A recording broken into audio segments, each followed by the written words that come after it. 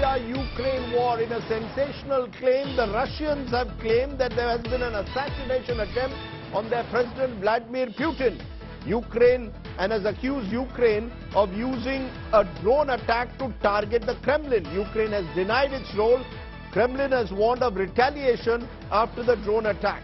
The report says Putin moved to a bunker now in his Moscow home. A third drone has been found in a forest near Moscow. So a drone attack reportedly near the Kremlin, Russia claiming that it's a targeted attack on Vladimir Putin. Joining me now, Gaurav Sawant, who was in Ukraine, remember, last year for several months, and Geeta Mohan, our Foreign Affairs editor, who is in Goa ahead of that SCO meet. Gaurav, what are you picking up?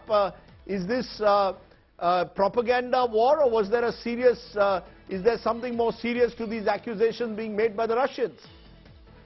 Rajdeep, Kremlin has officially said that this is a terror attack and this was an assassination bid on President Putin. He, of course, wasn't there.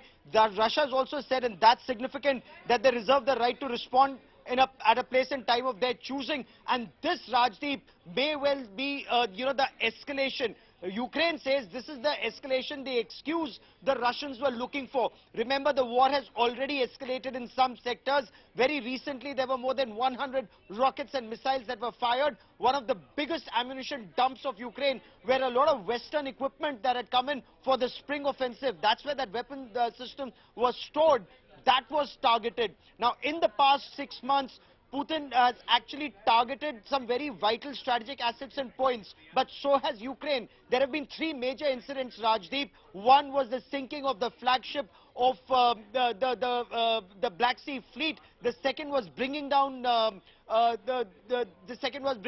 bridge, the Crimea bridge, and the third is this attack that's taken place on Kremlin. This actually gives Putin the right to hit back in a very major way, as the Russians look at it, that they will now target Ukraine ahead of that spring offensive or the summer offensive of Ukraine to take back some of the territory that had been lost to Russia in the past 1 year, Rajdeep. While you're, it obviously appears, therefore, the situation becomes more precarious. But Geeta Mohan, you are at that SCO meeting where Russia will be represented. How is this being viewed diplomatically at the moment? Russia, for many countries at the moment in the Western world, almost a persona non grata. But how will this be seen if Kremlin is able to provide credible evidence that their president, that there was a targeted attack on the Kremlin? Well, Rajdeep, can't say that it is completely going to overshadow the proceedings and the conversations and the agenda of the SCO foreign ministers meet, but it certainly is going to take most part of the conversation on security, on any type of cooperation, and on conflict. When we were in Bali for the G20 summit, there was a missile that landed in Poland, which became a big deal, and the G7 had to meet on an emergency basis there. The entire meeting was overshadowed. Here, Lavrov being over here, he is going to raise the issue. This time tables have turned. It's not the Ukrainians or the West that's going to raise concerns with regards to Russian move. It's going to be Russia in the room talking about Ukraine and the attack on the Kremlin. The Russians for now believe that it's the Ukrainians. Ukraine has denied it.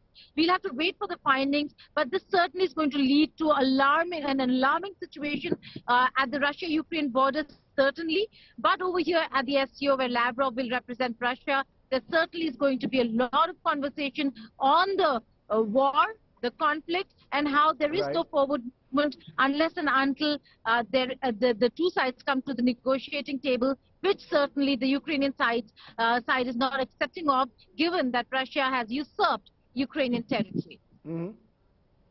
Okay, Geeta Mohan and Gaurav Sawant giving us the update on the very latest on the Russia-Ukraine war. Thanks very much.